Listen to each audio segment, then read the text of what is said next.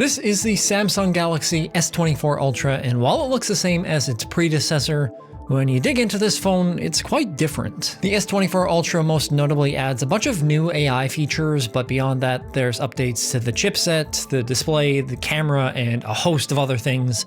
And today I want to dive into as much of that as I can. What's great about this phone, what could be improved, and everything in between. So if you're thinking about picking up the S24 Ultra, or maybe you're just curious about what my experience has been like, stick around and let's get into it. Hey everyone, Kyle Erickson here. Lately I've been trying to get my hands on every major flagship phone that comes out, whether that be Android or iOS. And out of everything that's come out over the last year or so, this is one that I was really excited for. I ordered the S24 Ultra as soon as it was announced because the Ultra has become the cream of the crop when it comes to Android phones in my opinion. You get all the latest and greatest features in a really well-built phone, although it does not come cheap, starting at $12.99 USD this year, which is a $100 bump from last year. That might seem a bit excessive on the surface. At a glance, this doesn't look all that different from last year's model, but like I said, there's quite a few updates to the Ultra, and I don't want to waste any more time because there's a lot to get into, so let's just hop right into things, starting with the design. The Ultra is using titanium in its housing this year, which I'm assuming is in response to the iPhone switching to it in the fall. That hasn't had any real effect on the weight of the device, with it only being 2 grams lighter than the S23 Ultra, but it does give things a different look. Along the sides and edges is where you'll see that titanium finish, with the back being matte glass. The color that I have here is titanium gray, and I chose that because it matches my iPhone 15 Pro color, which I've really liked so far. Now, I don't have the biggest hands, so I'm often using this two-handed, and I find myself holding this differently than smaller phones that I rest on my pinky finger. This, I'm more so just grabbing onto the sides, which is a bit more comfortable. But at 232 grams, it's still a fairly heavy device, if that's something that you're concerned with. Both the glass on the front and the back are made of the new Gorilla Glass armor that's supposed to have 4 times better scratch protection than its competitors. I'm not exactly sure what that equates to in the real world. In the short time that I've had it, there aren't any visible marks, but they also claim that it'll reduce reflections by up to 75%. And you can definitely notice the reduced glare. The bezels on that front panel are also extremely small this year, which makes this phone just a hair smaller in physical size versus the S23 Ultra. And unlike the S23 Ultra that had a curved edge display, the S24 Ultra is completely flat. Personally, I like having a flat panel a lot better than a curved one, especially if I'm touching on the edges of my display using navigation controls and I've got a case on, or if I'm using the S Pen where it'll occasionally fall off the edge. You still have a 6.8-inch dynamic AMOLED 2X screen, but this goes all the way up to 2600 nits peak brightness, so it's incredibly bright. Realistically, the only time that's going to be of value or noticeable is if you're outside when it's light and sunny. And when you combine that with the anti-reflective surface, it almost looks as good as it does indoors. There's also some changes to the design internally on the S24 Ultra, with an all-new vapor chamber that's supposed to be twice as large as last year's model.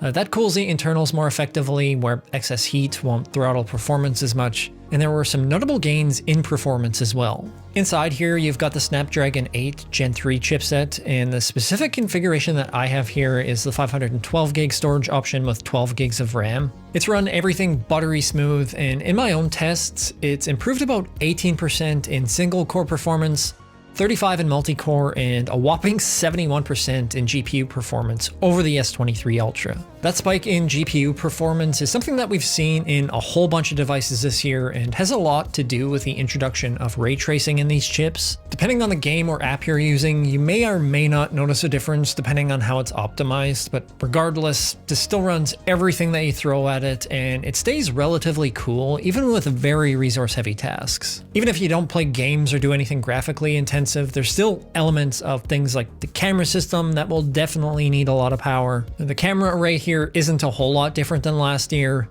You still have the 200 megapixel main sensor, 12 megapixel ultra wide, and 10 megapixel 3x telephoto, but Samsung opted to go with a 50 megapixel 5x telephoto instead of the 10 megapixel 10x one that was in here before. As far as photos go, this produces images that, for the most part, are on par with the iPhone 15 Pro or the Google Pixel 8 Pro. This year is a little different in that Samsung took advantage of Smart HDR, which essentially brings out a lot of the highlights and contrast in your image. Other phones have done similar things in the past, but the big difference here is that they'll retain all that detail when you upload them to social media, specifically Instagram, if I'm not mistaken, which is a nice touch.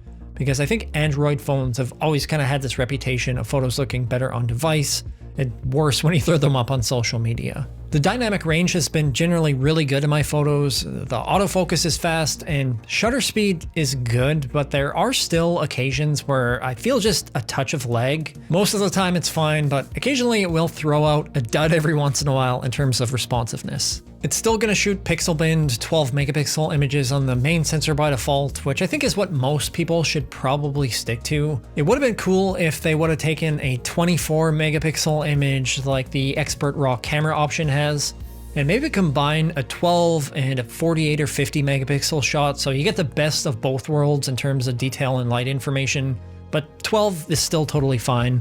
The 50 and 200 options are there, but the shutter is much slower and you really need to take those in ideal conditions to get good shots, so it's pretty rare that I would ever personally use them. When it comes to the ultra wide, that takes decent photos. Around the edges you lose a little bit of sharpness and there can be quite a bit of distortion, which is pretty common for ultra wides. But for landscape shots outdoors and where you just want to get creative with perspectives, it holds up really well.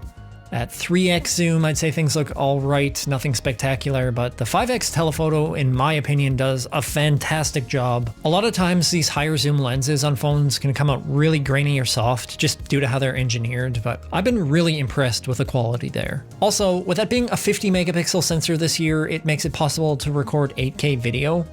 You'll notice that instead of just having a single lens option when you've got 8K selected on the video tab, you can now switch between 1x and 5x, and you can record 4K at 120 frames per second on the main sensor, which is where the added chip performance really helps. Some higher-end mirrorless cameras can't even record in 4K 120, so just the fact that that's an option there is really nice to have. The video coming off the S24 Ultra is decent. I notice a bit of color shift and sharpness difference when I switch between lenses, so just something to be aware of. This seems to affect some people more than others, and it really seems to depend on what setting you're recording in.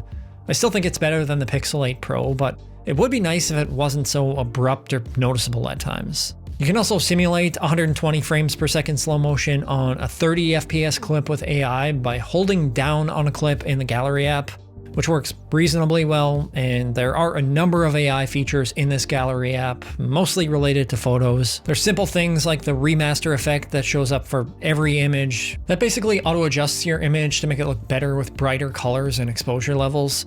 And with photos where there's a clear subject like a person or a pet, there's an add background blur option where you can add a bokeh effect to the image, which works just as good as portrait mode. Sometimes if you have something with a lot of texture in the background, it'll have a tough time picking out the subject, but otherwise it does a really good job of separating them from the background. It can also remove reflections if they're present in the photo. That works pretty good most of the time. And if you want to do something a little more powerful, you can head over to the Edit tab and go to this little gradient button. That'll take you into the generative AI tool, which seems to either work really good or really bad. I can adjust the horizon of an image in here, and rather than it cropping in as I rotate like it does in the standard edit tool, it'll actually fill in the rest of the image, and it usually looks great most of the time.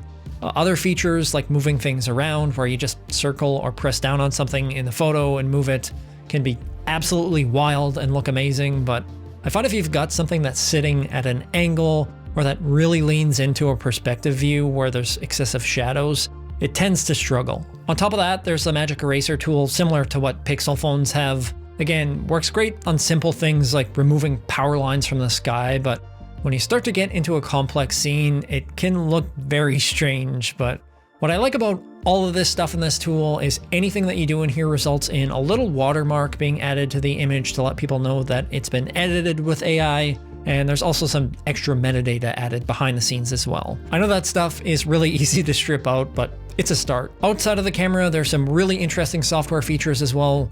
The voice recorder app will add summaries and transcriptions, not only in your native language, but I believe it will convert in up to 13 different languages as part of Samsung's new interpreter feature that can translate this along with live text or speech within the native Samsung apps. I tried this with a friend of mine using Chinese, and it's not perfect. It seems to get about 80 to 90% of the translation correct, but it's enough that if you're traveling and you don't speak the language, people should understand what you mean. You can also summarize web pages within the Samsung web browser, but my favorite new feature this year is called Circle to Search, where you can hold down on the menu bar at the bottom of the screen and you get this little pop-up where you can either Google search or you can circle something on the screen and Google Lens will search whatever it is that you've circled. It's great for learning more about whatever you have highlighted on your screen, and I've already used this to find out what some products are in images and buy a few things.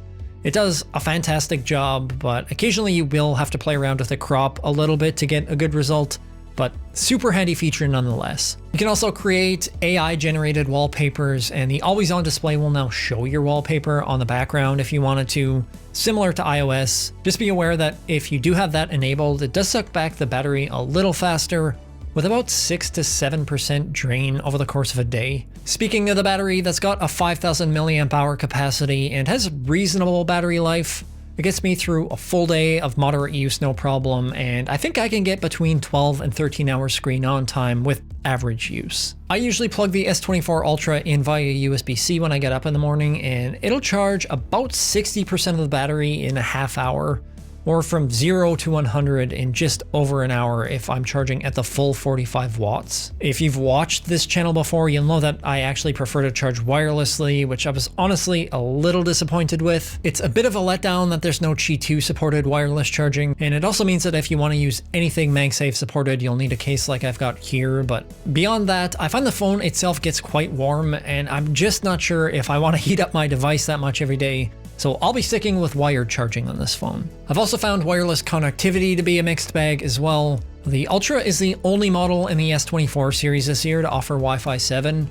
And while I don't have a Wi-Fi 7 modem, I do have Wi-Fi 6E, and I've had a lot of trouble staying connected to the 6 GHz band. It always seems to want to drop down to the 5 gig band after I've been connected for a few minutes, which is unfortunate considering Wi-Fi 6E is much faster, where I get speeds of 713 megabits per second down and 451 up on a 1 gigabit internet connection. With Wi-Fi 6, I only get 315 down and 79 up, which is a substantial difference. That's fine for the most part, and just using it around the house, you likely wouldn't notice too much. If you're dealing with large files or big transfers, that could potentially take a lot longer, but I'm not sure how much you're doing that on a mobile phone. But when it comes to Bluetooth, that's a whole other story. The S24 Ultra comes with Bluetooth 5.3, which is pretty standard, but what blew me away was the range.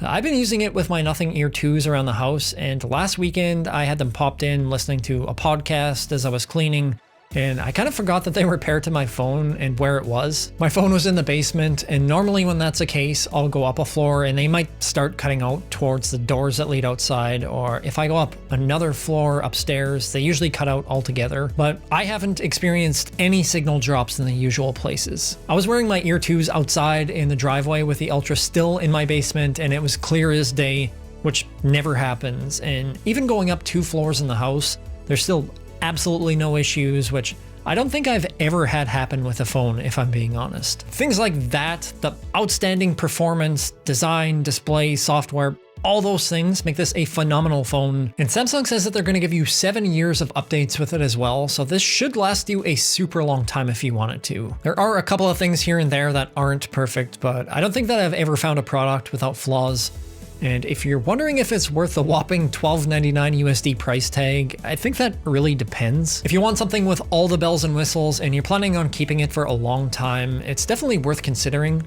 But if you're okay with sacrificing some things like the S Pen, the 5x telephoto lens, and shooting in 4K at 120 frames per second, the S24 Plus is another great option that contains most of what's packed in here, and it's about $300 cheaper. I know there's a lot to this phone, and I didn't get to everything. I could probably talk about this thing for another hour if I wanted to, but I wanted to dig into the most important aspects, in my opinion, for folks considering buying the S24 Ultra. I hope you found this useful or enjoyable. If you did, feel free to hit that like button. If you want to see more tech-related content or go to a beach and watch the sunset and then take 100x zoom photos of the moon, please subscribe. Thank you so much for watching, and I will see you in the next upload.